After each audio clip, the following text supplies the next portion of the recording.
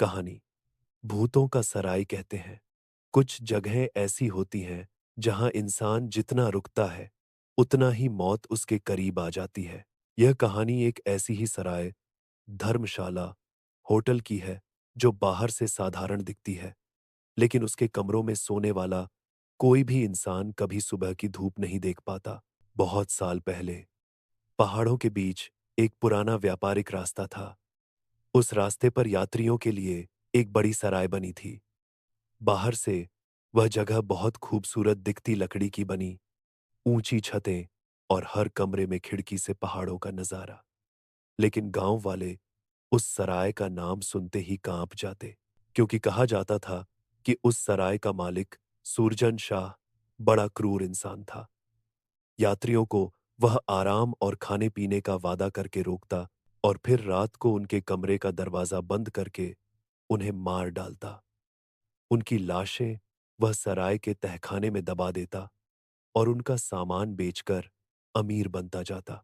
कई साल तक यह सिलसिला चलता रहा, लेकिन एक रात उसने गलती कर दी। उस रात एक संत वहां ठहरे।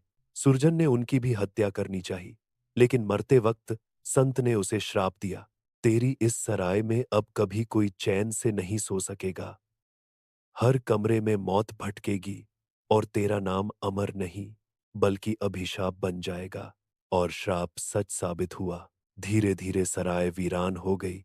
लोग कहते, वहां से चीखें आती हैं, रात को खिड़कियां अपने आप खुल जाती हैं।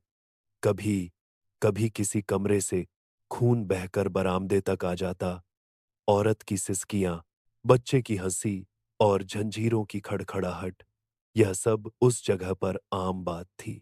गांव वालों ने तय किया कि कोई भी यात्री वहां ना रुके, लेकिन शहर से आने वाले अनजान लोग कभी कभी उस सराय के जाल में फंस ही जाते। सालों बाद एक बार शहर से कुछ कॉलेज स्टूडेंट्स घूमने निकले। पहाड़ पर रात हो गई और बारिश शुरू हो गई। सड़क सुनसान थी। अचानक उन्हें वही पुरानी सराय दिखी। बाहर लिखा था, यात्रियों का स्वागत है। सस्ती रुकने की जगह। बारिश से भीगे और थके हुए छात्रों ने बिना सोचे समझे सराय में कमरा ले लिया। शुरुआत में सब सामान्य लगा, लकड़ी की दीवारें, पुराने फर्नीचर और धीमी रोशनी। उन्होंने खाना खाया और आराम से सो गए। लेकिन आधी रात को अजीब घटनाएं शुरू हो गईं। पहले खिड़की अपने आप खुल गई और ठंडी हवा के साथ एक अजीब गंध आई। फिर किसी ने दरवाजे पर 3 बार जोर से दस्तक दी, लेकिन बाहर कोई नहीं था। अचानक एक लड़की ने चीख कर कहा, देखो, आईने में कोई खड़ा है। आईने में सचमुच एक परछाई खड़ी थी, लंबा काला साया, जिसकी आंखें लाल चमक रही थीं। सब डर गए। वे भागकर रिसेप्शन पर पहुंचे, लेकिन वहां कोई नहीं था।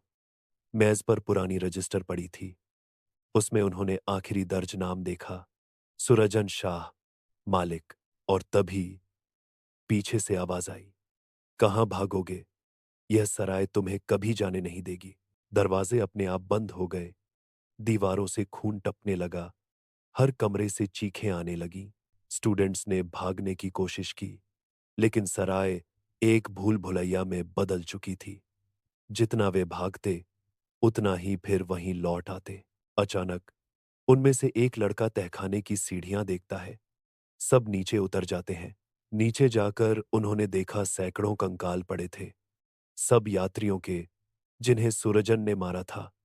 और उनके बीच सुरजन शाह की आत्मा खड़ी थी, काले कपड़े, लंबा चाकू हाथ में और आंखें लाल।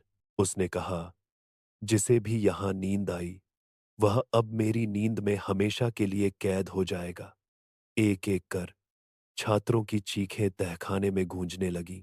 अगली सुबह गांव वालों ने देखा, सराय के बाहर उनकी गाड़ी खड़ी थी, लेकिन उनमें से कोई नहीं था।